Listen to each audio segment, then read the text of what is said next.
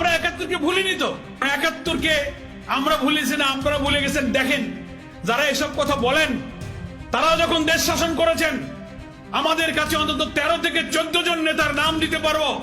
আপনারা তদানীন্তন মুক্তির যুদ্ধের সময় যারা অখণ্ড পাকিস্তানের পক্ষে ছিলেন, স্বাধীনতার বিরোধিতা করেছিলেন, সেই সমস্ত লোকদেরকে এই দেশের প্রেসিডেন্ট বানানো হয়েছে, প্রধানমন্ত্রী বানানো হয়েছে, মন্ত্রী বানানো হয়েছে, এমপি বানানো হয়েছে। যারা কথা বলছেন তাদের পরিবারের লোকেরাও স্বাধীনতার বিরোধিতা করেছে, এর প্রমাণ আছে। মন্ত্রী, এমপি, প্রেসিডেন্ট, রাষ্ট্রপতি দিয়ে 12-13 জন এমন লোক যারা ওই সময় তারা অখণ্ড পাকিস্তানের পক্ষে ছিল। এই কথাটা বলার সময় আপনার মনে থাকে না যে আপনি শুধু জামাত ইসলামকে আপনি গালি দেবেন, তা আপনি আয়নায় নিজের চেহারাটা দেখেন না যে আমি কে, আমার অরিজিন কি। জামাত ইসলামকে সাথে নিয়ে যখন আপনি আন্দোলন করেন সে কথাগুলো মনে থাকে না। 91 সালে জামাত ইসলামী স্বাধীনভাবে ইলেকশন করেছে, কোন দলের সাথে কোনো জোট করেনি। 18টা আসনে আমরা বিজয়ী হয়েছি। বিজয়ী হওয়ার পরে আমরা দেখলাম ভারতীয় আধিপত্যবাদ থেকে মুক্ত রাখার জন্য জাতীয়তাবাদ এবং ইসলামী শক্তির প্রতিনিধি হিসেবে আমরা বিএনপিকে, বেগম জিয়া অনুরোধ করলেন, আমাদের আমিরের কাছে তারা দরবার করলেন, আমরা সরকার গঠনে আমরা নিঃস্বার্থ সমর্থন দিলাম। না কোনো মন্ত্রী চাইলাম, না কোনো এমপি চাইলাম, না কোনো পদকর্মী চাইলাম, এক কাপ চাও আমরা খাইনি। দেশের স্বার্থে আমরা সেদিন রাষ্ট্র গঠনে সাহায্য করি। তার বিনিময়ে কি দিলেন? পরের বছরই আপনি গোলাম আজমকে গ্রেফতার করলেন। ক্যাম্পাসে ক্যাম্পাসে আমাদের ইসলামী ছাত্র শিবিরের ছেলেদেরকে শহীদ করতে লাগলেন। এই তো তার বিনিময়। আমরা তো তা কোনোদিন বলিনি। তারপরেও তো 2000 সালে এসে আমরা আওয়ামী ফ্যাসিবাদের বিরুদ্ধে সব দুঃখ, সব হত্যাকাণ্ড ভুলে তখনও আমরা আবার রাজনৈতিক জোট গঠন করেছি। অধ্যাপক গোলাম আজম, বেগম খালেদা জিয়া, শাইখুল হাদিস আল্লামা আজিজুল হক, হোসেন মোহাম্মদ এরশাদ, ঐতিহাসিক রাজনৈতিক প্রয়োজনে 4টি মহান ব্যক্তিত্ব, যার 3 জন দুনিয়া থেকে কিন্তু একজন বেঁচে আছে। সেই ইতিহাস কি আজকে যারা এই বক্তব্য দেন, সেই ইতিহাসের দিকে তাকিয়ে দেন, কেন সেদিন জোট করেছিলেন? বক্তৃতার পরে যে মীমাংসিত সব বিষয়গুলো নতুন করে টানতে চান, বক্তৃতা সে কথাগুলো মনে থাকে না। রফিকুল ইসলাম খান ভাই বলেছেন ৭১-এর স্বাধীনতার ইস্যুটা কিন্তু, যাকে বাংলাদেশের স্বাধীনতার স্থপতি আপনারা বলেন, সেই শেখ মুজিবুর রহমানের জীবদ্দশায় কিন্তু ৭১-এর বিষয়টা তিনি মীমাংসা করে গেছেন। ইট ওয়াজ ডিসাইডেড ম্যাটার, এটা একটা মীমাংসিত বিষয়। সিমলা চুক্তি, ত্রিদেশীয় চুক্তি, তখন ভারতের পররাষ্ট্রমন্ত্রী ছিলেন শরণ সিং, পাকিস্তানের পররাষ্ট্রমন্ত্রী ছিলেন আব্দুল আজিজ, বাংলাদেশের পররাষ্ট্রমন্ত্রী ছিলেন ডক্টর কামাল হোসেন। 3 জন পররাষ্ট্রমন্ত্রী চুক্তিতে আবদ্ধ হয়ে ফরগিভ এন্ড ফরগেট, দ্বিধাদ্বন্দ্ব ভুলে আমরা স্বাধীন হয়েছি, দেশে ভালো মিলেমিশে থাকবো, আমাদের আর কোনো পক্ষ বিপক্ষ থাকবে। কোলাবরেটর অ্যাক্টকে বাতিল করে দিলেন, জেনারেল অ্যামনেস্টি ঘোষণা করলেন, 195 জন পাকিস্তানি যুদ্ধ অপরাধী সেনা অফিসারকে মুক্তি দিয়ে দিলেন। 73 ওয়ার ক্রাইম ট্রাইব্যুনাল অ্যাক্টের আইন করলেন, যারা সেনাবাহিনীর যোদ্ধা করেছে, যুদ্ধর সাথে যারা জড়িত তারাই ছিল সেদিনকার যুদ্ধ অপরাধী।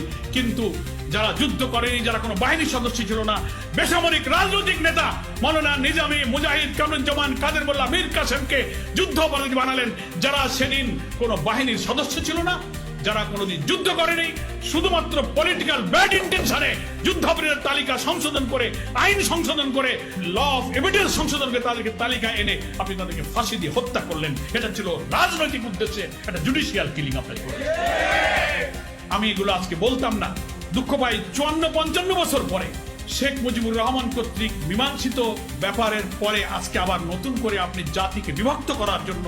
ভাই, আমাদের অনেক পরে মালয়েশিয়া, সিঙ্গাপুরের মতো দেশেরা স্বাধীন হয়েছে। সবসময় রাজনৈতিক প্রশ্নে অনেক বিভক্ত থাকতে পারে, পক্ষে বিপক্ষে। স্বাধীনতার পরে সবাই কিন্তু একসাথে মিলেমিশে দেশ গড়ে। কিন্তু আমরা 54 বছর পরেও শুধুমাত্র দলীয় হীন স্বার্থে আমরা মীমাংসিত বিষয়গুলোকে টেনে এনে ক্ষত সৃষ্টি করে জাতির মধ্যে বিভক্তি এবং অনৈক্য তৈরি করার চেষ্টা করছি। এই জাতিকে গড়া যাবে না। এই জন্য আমরা বলি, জুলাইয়ের গণ অভ্যুত্থানে যে জাতীয় ঐক্যের ইস্পাত কঠিন নমুনা আমরা দুনিয়াকে দেখিয়েছি, আসুন সেই জাতীয় ঐক্যের ভিত্তিতে আমরা এই দেশটা আর একবার গড়ার জন্য পরিশ্রম করি, প্রচেষ্টা চালাই। ফ্যাসিবাদ বিরোধী সংগ্রামের সকল রাজনৈতিক দলের কাছে আমার আকুল আবেদন থাকবে, আসুন নিজেদের এই বিভেদ বিতর্ক টানার দরকার নাই। আপনি যখন দাঁড়িয়ে এই পুরানো ইস্যু নিয়ে কথা বলবেন জামাত ইসলামের বিরুদ্ধে, আয়নায় দাঁড়িয়ে আপনি আপনার রাজনৈতিক ইতিহাসটা একটু দেখবেন। আপনার মুরব্বীরা কি বলে গেছেন?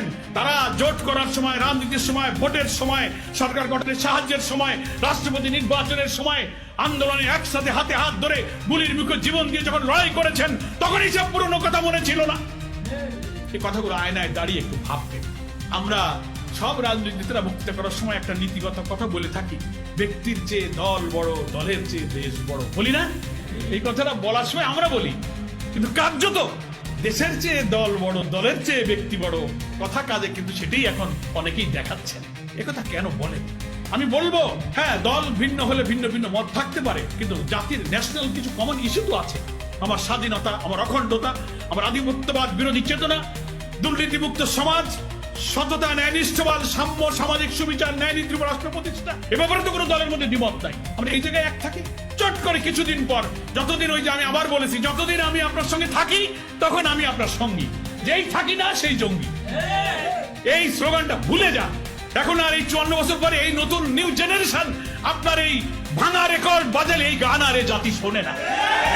এটা মানুষ আর খায় না। ওরাই তো দেখেছে 91, ওরা 2001 দেখেছে, ওরা দেখেছে। এগুলো পুরনো গান আর মানুষ শুনতে চায় না। ওই গাজী কালু, চম্পাবতী, সিরাজউদ্দৌলার গানের রেকর্ড শুনতাম ছোটবেলায়। এখন ওই গান বাজালে কি নতুন প্রজন্ম শোনে? এখন নতুন গান বাজান, ওই পুরনো গান আর এই জাতি শুনতে চায়। এ কথাগুলো বলতে আমার দুঃখ লাগছে। কোনো ইস্যু যেন উস্কে না, এটা আমাদের খেয়াল রাখবে।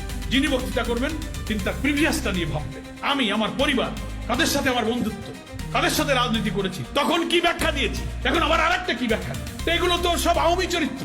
আওয়ামী লীগের লোকেরা এইসব ইস্যু টেনে এনে আলেম ওলামা, হাজার হাজার লোককে কারাগারে ঢুকিয়েছে। আলেম ওলামা, পীর, মাশায়েখ সমস্ত ব্যক্তিদেরকে ফাঁসি দিয়েছে, জঙ্গি বলেছে, মুক্তিযুদ্ধের ইস্যু টেনে এনেছে। যখনই ভারতীয় আধিপত্যবাদী আগ্রাসের বিরুদ্ধে আমরা কথা বলি, বলে এরা জঙ্গিবাদ। সেজন্যই তো এই যে তুলসী গ্যাবার্ড, মার্কিন যুক্তরাষ্ট্রের যিনি ইন্টেলিজেন্সের চিফ, ইন্ডিয়া এসে কথা বললেন আর ভারতীয় গণমাধ্যম ফলো করলো। সংখ্যালঘুরা তাদের ভাষায় নিরাপদ নয়, একটা ট্রাম্প কার্ড চালায় দিয়ে দেশকে অস্থির করার চেষ্টা করে।